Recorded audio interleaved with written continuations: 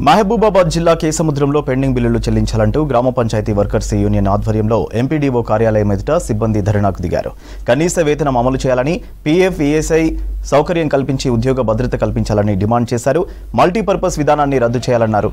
ప్రభుత్వం తమ సమస్యలు పరిష్కరించకపోతే ఆందోళనలు చేస్తామని హెచ్చరించారు గ్రామ పంచాయతీ సిబ్బంది.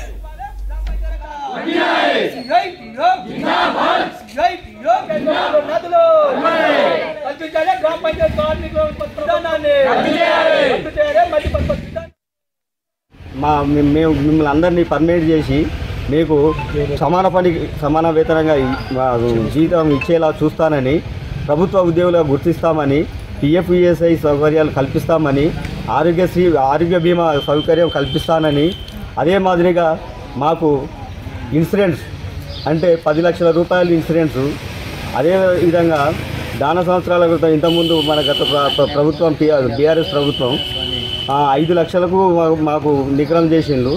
ఆ నిగ్రహానికి మాకు అమలు కాలేదు. ఇప్పుడు ఈ ప్రభుత్వం మాకు 10 లక్షల రూపాయల ఇన్సూరెన్సు, అదేవిధంగా దాన సంవత్సరాలకు 30,000 రూపాయలు ఇవ్వాలని